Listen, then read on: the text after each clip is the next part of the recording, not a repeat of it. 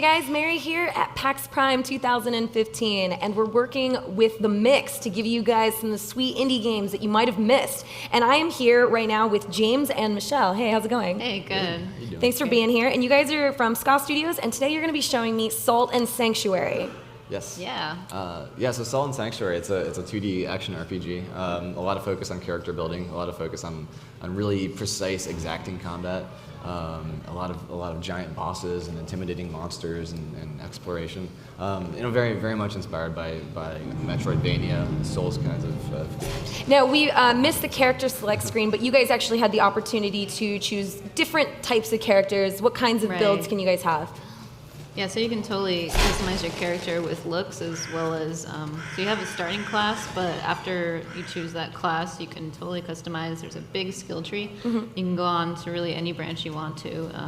I think we have like 7 starting classes right now, but it's totally freeform character building. Okay, and who are you playing as right now? So we selected a mage just to start out as. I can show you the skill tree really quick.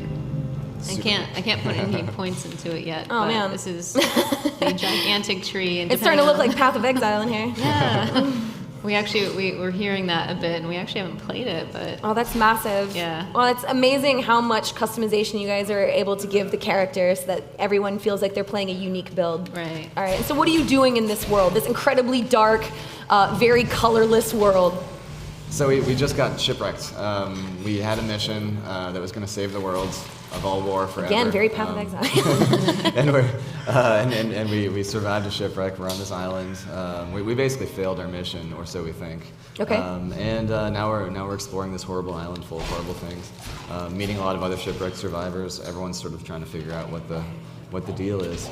And we came across a keep that's called the Festering Banquet. It's basically a party that went on forever and ever, and everyone kind of stopped living and continued partying, and now it's just a horrible mess. And we're cutting down all the rotten walkers that fill the halls. Yeah, but they don't like you though. That's right. Yeah, they kind of attack you. They don't you even have invited. a lot of opinions on. I mean, they just do their thing. Yeah, you're just trying to explore, and these guys are attacking you, and you don't really know why, but at least you're equipped to deal with it. And what kind of stuff are you picking up from them?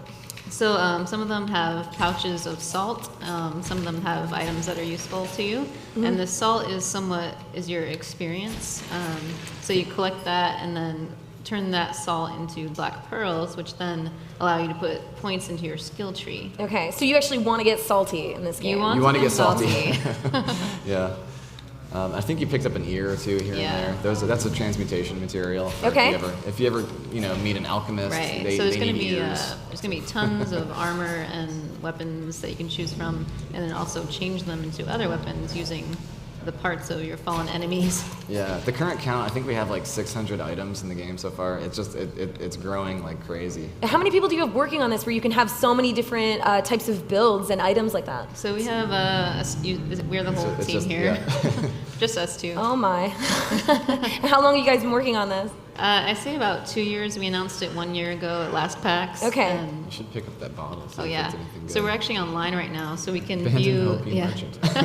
We can view messages left by other players. None of them make sense. Like no one leaves any helpful messages. Not usually. And now we're getting into Dark Souls territory, A little bit. where they're just basically trolling you. Yep. Are you able to vote up or down comments, or they just are what they are? Right now Not you right can't. now. It's just a. So these There's just a horde of weird messages. These candles here and the heads on spikes up here are things left by other players. Yeah, so the heads are people who have died. They're other people. Elsewhere in the real world. And then the those are their candle here characters. indicates there is a boss ahead, and this is how difficult the boss is. It's a ratio of how many people have been able to defeat him. It got skewed. It's a little bit skewed right now. Yeah, this one. I mean, it's like we have a really closed friends and family and some streamers alpha. Okay. And one of the streamers was like, he just kind of wanted to test some constraints, so he died like 60 times to this boss. So that skewed the average because it's only doing so many results. Well, I think there's no doubt that this is a very difficult game. So is there any way to pick up more health along the way? How are you able to survive? Yeah, depending on your creed, you have different kinds of healing items, like I can use right now. Okay. And that'll regenerate every time you revisit your sanctuary. Okay. There are also red shards, which are more consumables that you can buy at merchants or find around the world. Okay, maybe something that people could find comparable to Estus flasks and gems, where you can, there's things that are always replenish every time that you need to restart. But when you do restart the game, does everything come back? Are you refighting everything? Yeah, everything Right, all the enemies other than bosses. Except for the bosses. The game did begin as it was a question of what would a 2D Dark Souls feel like. Right. And so we just it kind of began as an experiment, and everyone I showed the demo to was like, you've got to keep making this. So here we are, 2 years later, and it's really becoming something else. What was the inspiration behind the black and white style? So that's kind of been our style since the first games that we launched. So the Dishwasher series was our games, and that was very monochromatic as well. And then you can tell the kind It's just how I draw. It's just how you draw. It's just But it's also what I like. also thematically, it's you're in this dark and dreary world, and then when you go back to your sanctuary, which is really your one place of refuge, it's more colorful, it's bright, it's warm, it's supposed to feel nice. Life supporting, yeah. And you're taking away health. I noticed your health is capped lower now. Mm-hmm. Right, so as you fight and as you take damage, your maximum stamina and health. Yeah. Nice. will, I wanted to see you beat it. yeah, your maximum health and stamina will be reduced over time, Well, especially as you use magic. Very punishing. Yeah. It's all manageable, but Through items and stuff, you can probably replenish your maximum health. Right. Well, thank you so much, Michelle and James, for showing us that.